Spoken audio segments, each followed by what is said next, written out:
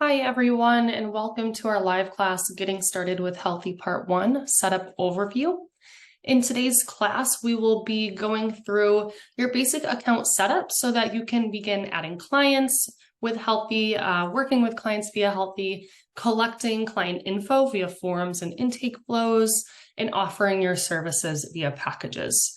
So we will be focusing on a few different areas of the platform in today's class. I do want to call out that many of these areas that we will be walking through, such as calendar, forms, and packages and payments, do have their own deep dive live classes. So if those are areas that you want to spend a bit more time on, I definitely recommend checking out the rest of our live classes and joining the ones that take a deeper dive into those areas.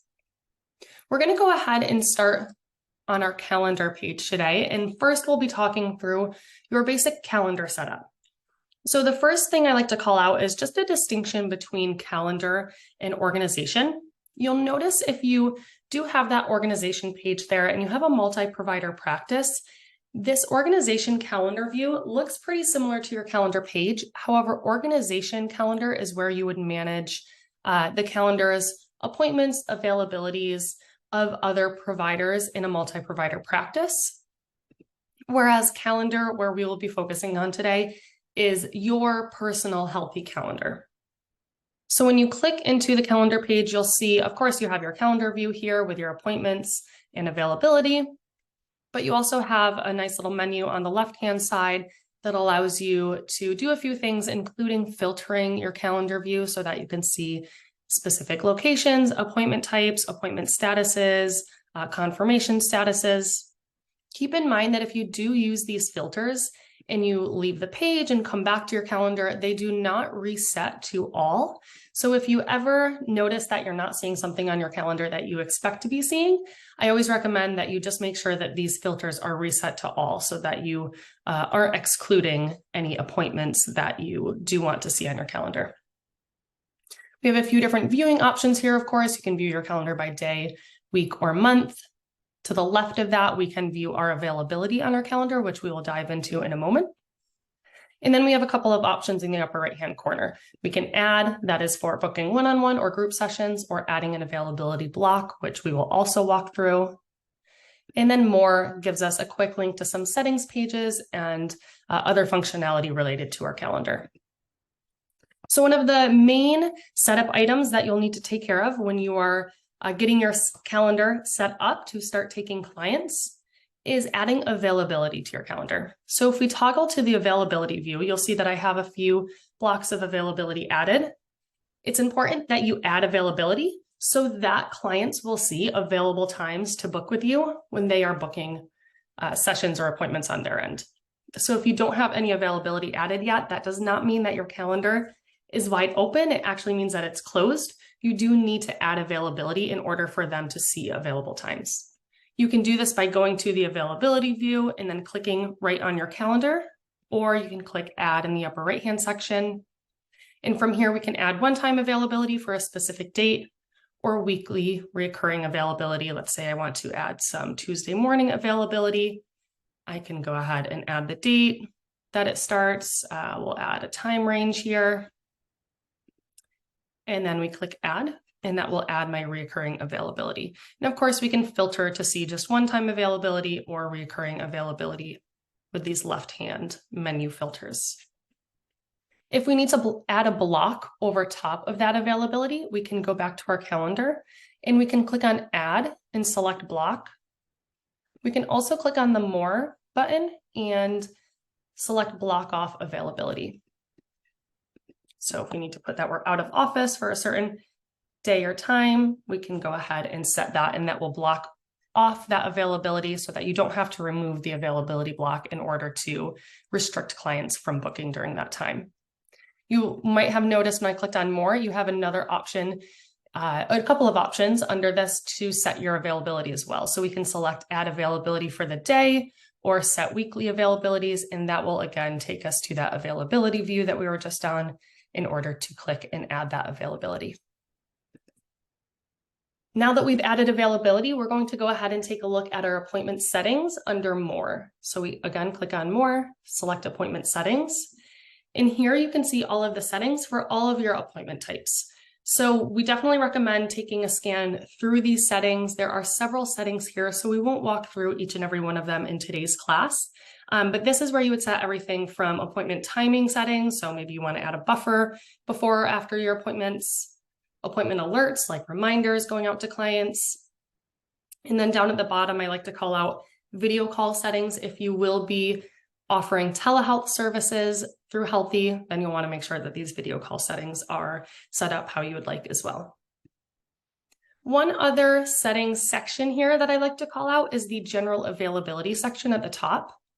If we go ahead and click edit on that, we can see that this gives us the ability to set availability by appointment type, location, or contact type. So for example, maybe you want to take initial consultations only in the morning and then follow-ups in the afternoon.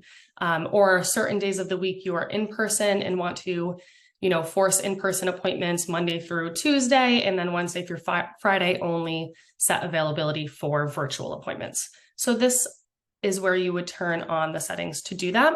You'll notice though, if I do go to edit these settings, I get a little message telling me that my availability will be removed if I update these settings. So I like to call out this section so that if you haven't yet added availability, we recommend that you think through how you want to structure your availability first in case you do want to utilize any of these settings. That way you can come in here and turn these on and then go back and add your availability into your calendar. If you've already added availability and you want to utilize these, that's completely fine. We just recommend doing it at a time where, you can come in here, toggle the settings on, and then know that it will clear your availability. So at a time where you're able to go back and add that availability right back in. All right, we're going to toggle back to our calendar. So now we've talked through the first main setup item, which is adding availability. Now we'll go over adding appointment types. So again, we are going to select more and we are going to go to our appointment types settings. This page lists out all of your available appointment types. So essentially, what types of sessions do you offer to clients? You do need to have appointment types added in here in order to book a session with a client, whether they are booking on their end or you are booking on their behalf. You will need to select an appointment type when booking. So when you first get started, you'll have a few options available. You'll have a follow-up session, an initial session, and a group session added to your account. But you can use those to any extent that you need to. So if you want to edit those, you're able to. If you want to ignore them or delete them, you can. Or if you want to use them as is, whatever you need. You can also add a new appointment type, of course, in the upper right-hand section. So we can click on Add New Type, and then we would go through and fill out these settings. We can also, as I mentioned, edit an existing appointment type. So we just select the three dots all the way to the right, click on Edit, and we can edit any of these fields needed. So this is where you would do everything from naming your appointment type to setting the length or the contact type of that appointment. There are a few other fields here that you will need to set for your appointment types. We do have a telehealth and webinars live class as well as a calendar deep dive live class. So in those, we go a bit more into these settings. But just quickly, the setting here underneath name, group that client is placed in after booking. We'll touch on client groups in a bit on this class, but this will essentially automate what group, if any, they are placed into when they book that call. If it's a group appointment, we would want to check that off. Clients can book this appointment. So do you want all clients to be able to book it or only certain clients? Or if you don't want any clients to be able to book that appointment, we can deselect that. I mentioned length and contact type here, and then a few more options towards the bottom. Once that's ready, we'll go ahead and update that appointment type and add it to our appointment type list. All right, we've taken care of two of the major setup items. The final setup item we like to highlight is linking an external calendar. So Healthie is able to sync with a Google Calendar, Outlook Calendar, or Apple Calendar. To do this, we would again go to More and then select Sync Calendar. And here you'll find those integration options. So Google Calendar and Outlook are two-way integrations. Apple Calendar is a one-way integration. And whichever one you choose to sync, you would simply select Connect or follow the instructions, and that will sync Healthie with your external calendar. All right, so now we have set up our availability, our appointment types, we've reviewed our appointment settings, and we have synced an external calendar. At this point, we are ready to start sharing a booking link with clients, right? So there are several different ways that clients can book with us or we can book with clients. The first one that I'll touch on is booking a session on our end as the provider. So if I want to book a session on a client's behalf, I can simply go to my calendar and click right on the calendar, or again, add in the upper right-hand corner. From here, I can select if I'm booking a one-on-one session or a group session, select the invitee, go ahead and make sure that all of these fields are accurate. I have the appointment type that I want, the contact type, date and time, and then notes here at the bottom. These are internal notes. So if you want to make a note for yourself or your organization, you can certainly go ahead and do that. Clients will not see this note section. And then when I click add, my client will receive a confirmation email that that session has been booked. Of course, clients can book on their end as well. So a couple different ways to share a booking link directly to our calendar. First is the calendar quick share link on the left-hand side of our calendar. This link will show all available appointment types that we offer to clients. So this would give them a list of all of those bookable appointment types that were on my appointment types page. If, however, I want to get a link that is a little more unique to a specific appointment type, I would go to More, and I would select Share and Embed. From here, I can turn these settings or customize these settings to grab a link for a specific call, or maybe, again, if it's a multi-provider practice, a specific provider, specific or all locations. From here, I can copy code to embed this right onto my website, or I can toggle to the sharing link and get the link to share wherever I need to. So maybe that's a button on my website or linking it within an email signature. Perhaps I'm putting this in a social media bio, wherever you want to share that booking link to take clients right to book with you. Clients can also book through their patient portal or their client portal if you allow them to. So there is a setting for clients that allows them to book appointments in their portal. So if you leave that on, they'll be able to do that right through their appointments page. And then there is one last way through packages that clients can book, and we'll touch on that when we get to the packages part of this class. All right, so now our calendar is set up. We are ready to start inviting clients to book with us. The next area that we're going to get set up is our forms. I want to make a quick distinction between forms and documents as well. So our forms are interactive forms that clients will fill out right within Healthie, and we can view right within Healthie. Documents, however, is a documents library. So this is where you would host any uploaded files, whether that is reports that you're generating from the reports page or PDF resources, things like recipe resources or activity resources.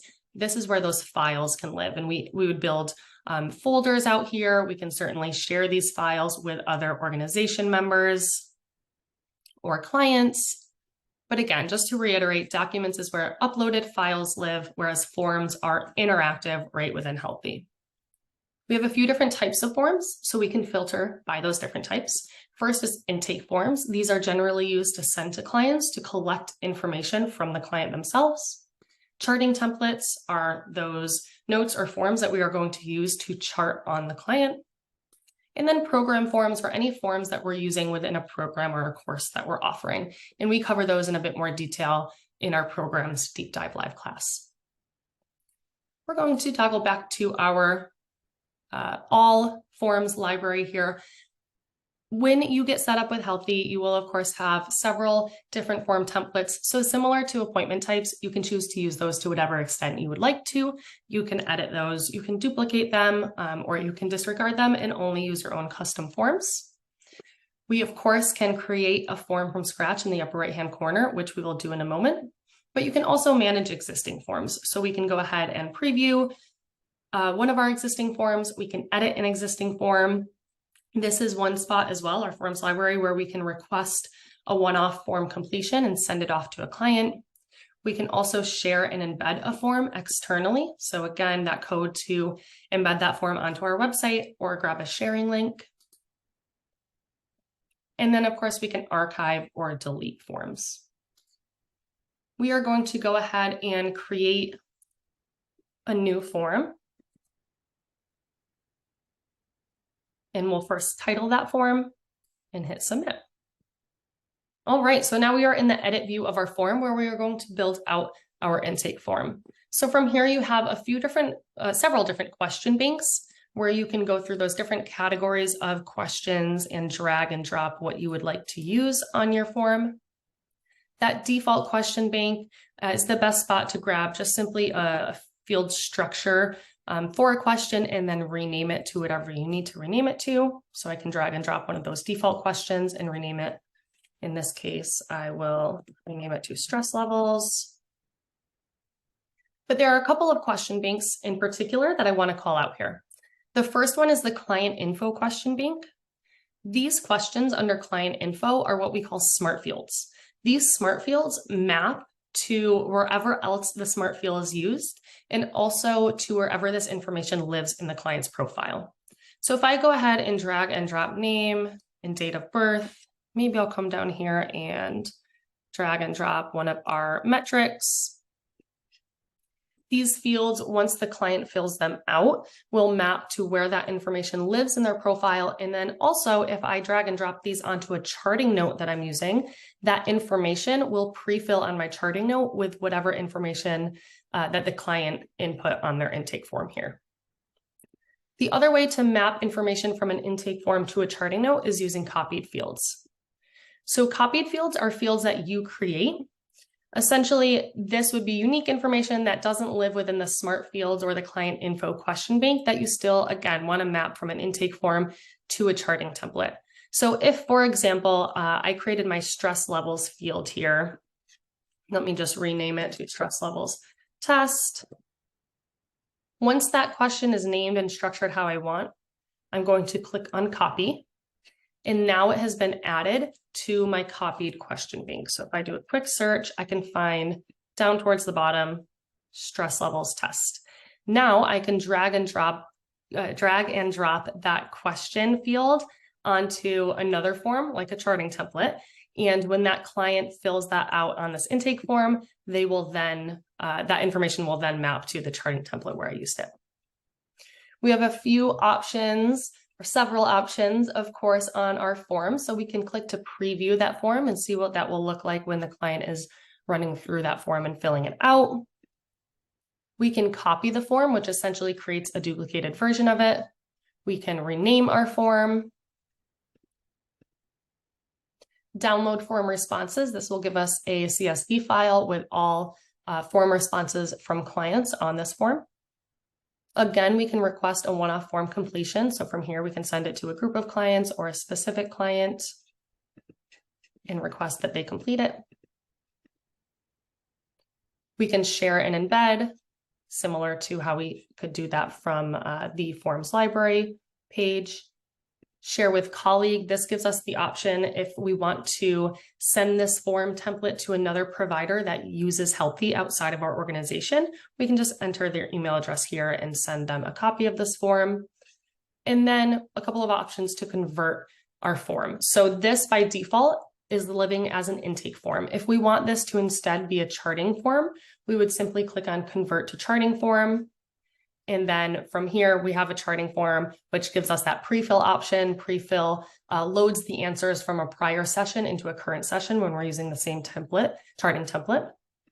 We also could have converted that to a program if we wanted to.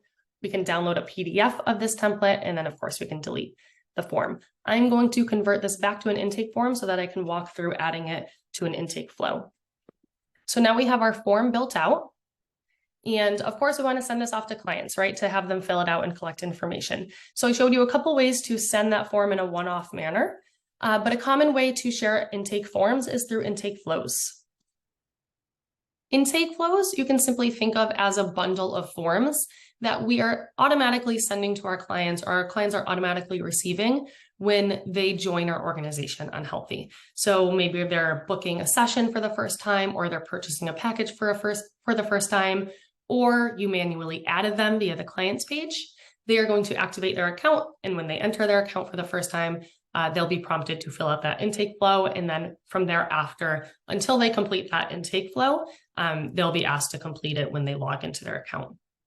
So when you first get started, you'll have that initial default intake flow. This will just be a welcome message to start. And from there, you can adjust that welcome message, of course, but also add forms to the intake flow. So we'll go ahead and click into our default intake flow and add the form that we just created. We simply go to the bottom, we select the drop-down, find the form that we want to add, optional to set it as required or leave it as optional. I'll set this one as required. And then we add our form to our intake flow. I can drag and drop this to reorder that intake flow. I can view forms that are already existing in here, or I can remove forms as well. So maybe we'll remove this X, Y, and Z form and just customize this intake flow to be what we want our clients to receive when they join our platform. We can preview the entire intake flow and click through what those forms will look like as they are filling it out. And then we can go back to our intake flow page. You'll see here I have a few different intake flows built out, so you can build out as many as you need. And the use case in that would be to associate specific intake flows with specific client groups. We're going to walk through where those client groups live in a moment. So if you, for example, have both self-pay clients and insurance pay clients, and you want the insurance pay clients to receive specific consent forms, receive the insurance information form, of course, but you want your self-pay clients to instead not receive the insurance information form, but instead receive billing information and then another consent form agreeing to pay for, your services. You can group those clients into different client groups, and you can assign those different client groups to different intake forms. From there, you can either associate an appointment type with a specific client group or a package.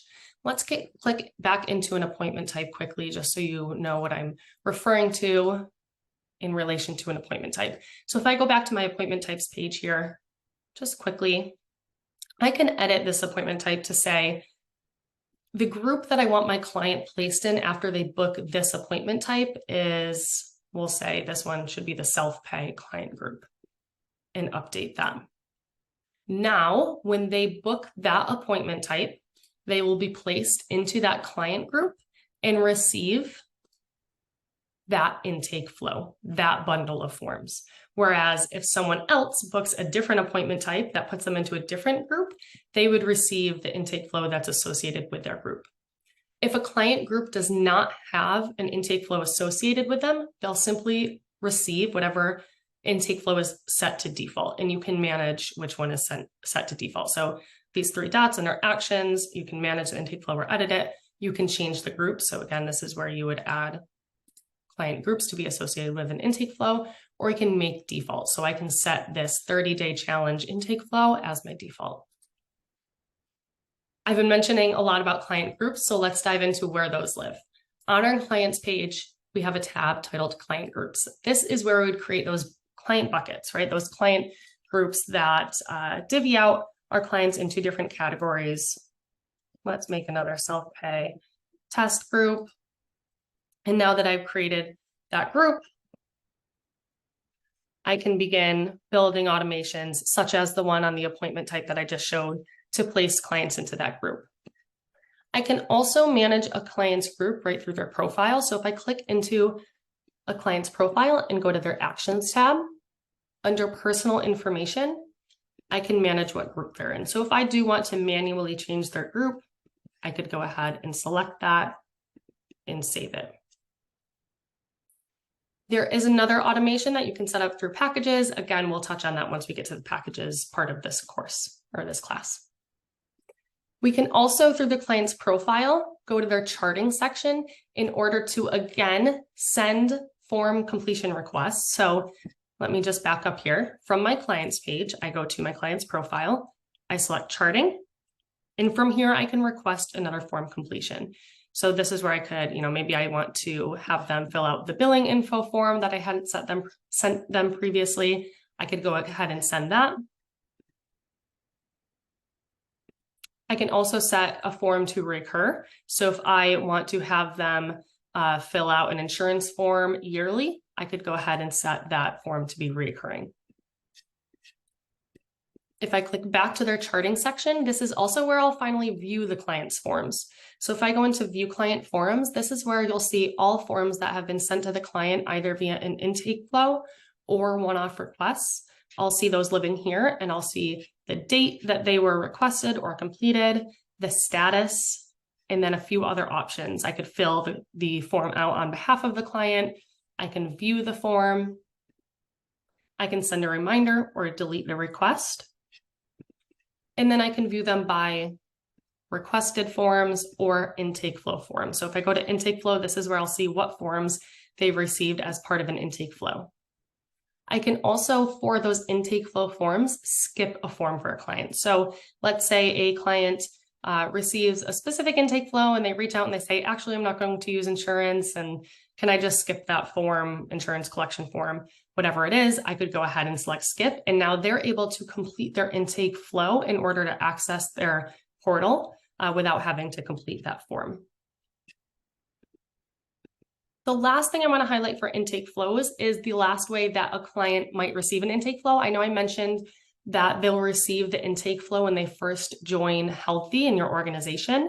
They will also receive an intake flow and new forms associated with a new intake flow if their group changes. So if you manually change their group, or you set up an automation, maybe they booked a new appointment type that changed the group that they're in, and that new group has new forms, they will receive those new forms from the intake flow as well. So that is the other time that they would receive that intake flow. All right, so now we have our intake forms and our intake flows set up. We know how to convert a form, build a form, and convert it to a charting template so that you can chart on those clients once you're on that session with them. The last area that we'll be walking through is some billing items, specifically packages and payments. So Healthie utilizes a backend Stripe integration. You do not need a separate Stripe account. You don't need a separate Stripe login. It's included with your Healthie membership.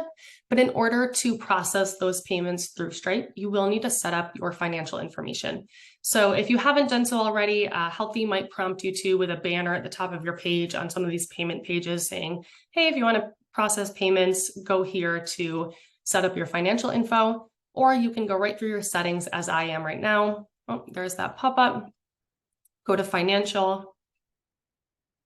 In here, you'll enter your financial and bank information in order to verify that information and start processing payments.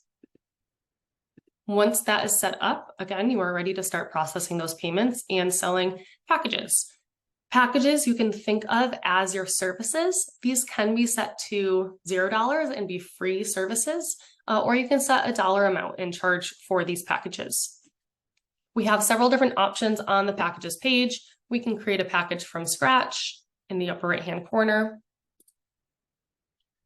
We have a few options under more.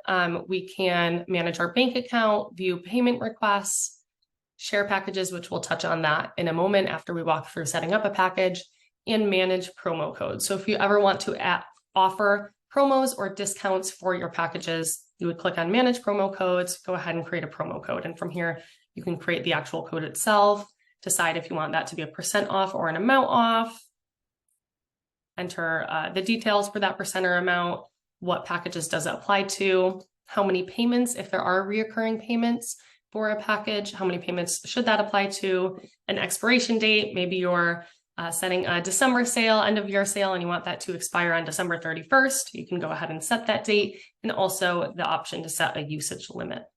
And then you would simply create it.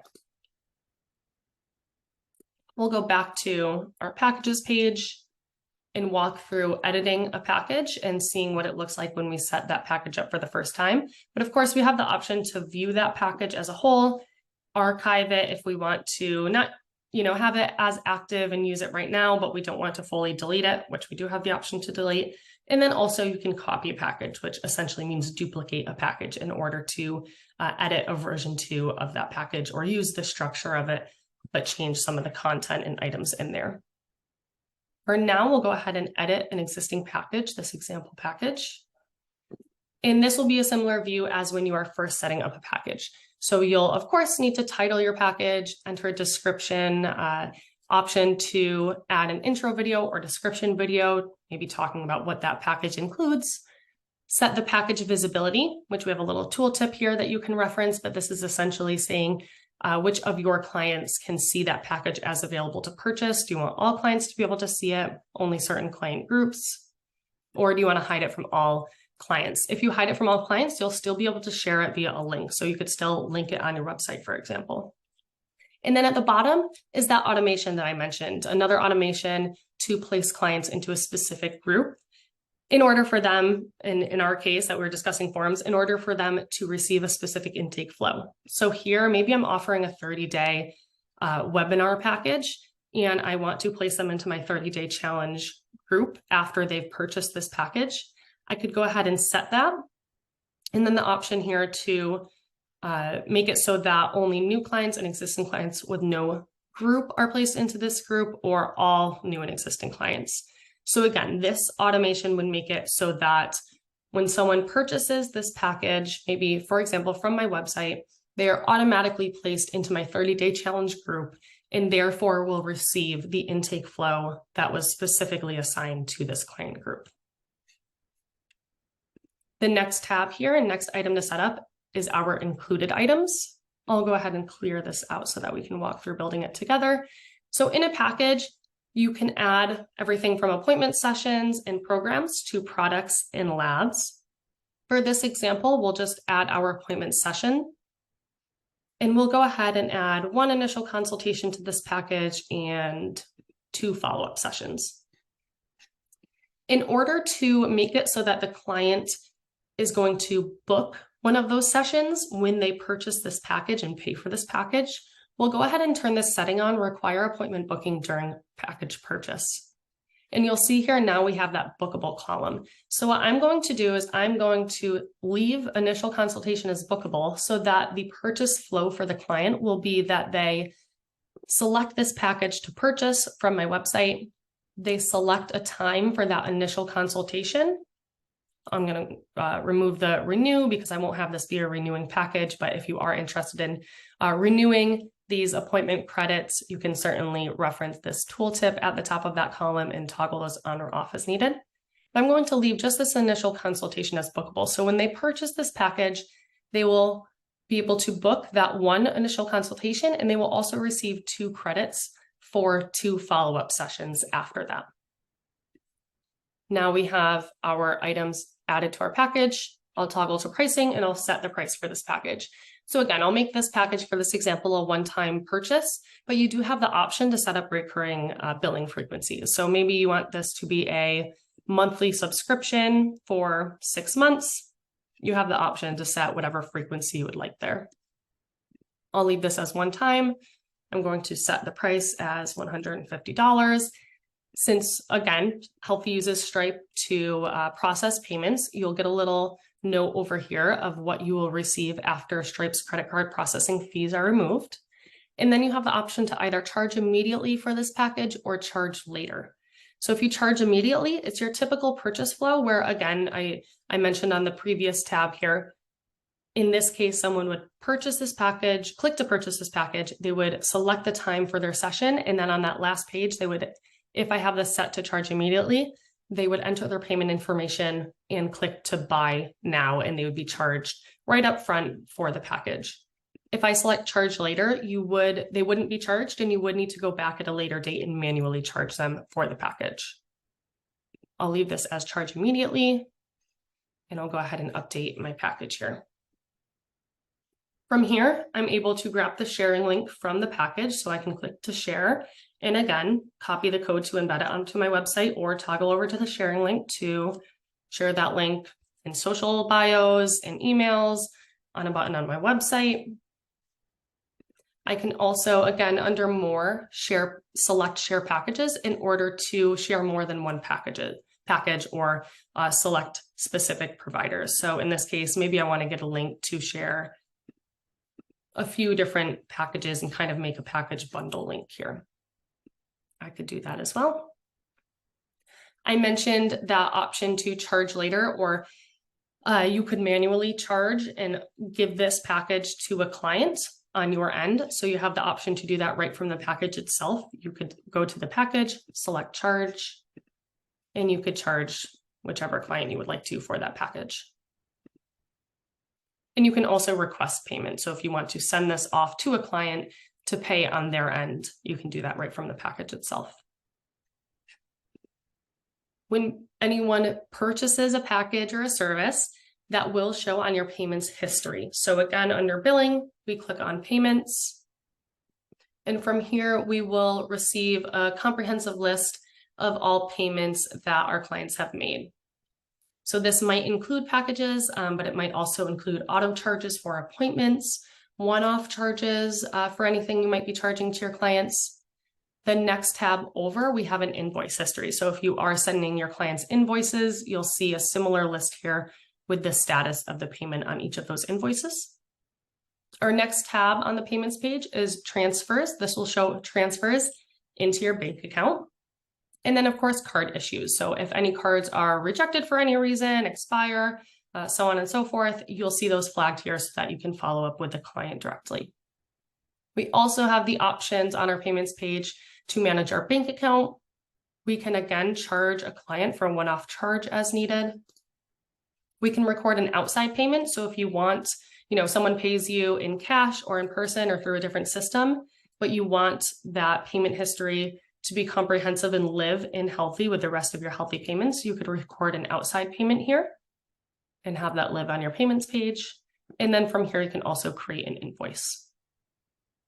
One of the forms I mentioned was a billing info form. So I'm going to click back into my client's profile here and show you under the charting, we can send them a billing info form to collect their payment information. This is also a form that you can include in an intake flow. You won't see the billing info form in your forms library. There are a few standard forms that are not visible in the forms library, including billing info, insurance form, profile picture, and photo ID. So you could come to the client's profile or you could add it directly onto an intake flow. But this form will, again, collect their payment information. So once they've filled that out, you can find their payment method under their financial section here on their profile. So if you ever need to manage a card for a client, manually add a card for a client, you could come again to their profile right on the overview page and find it under the financial section.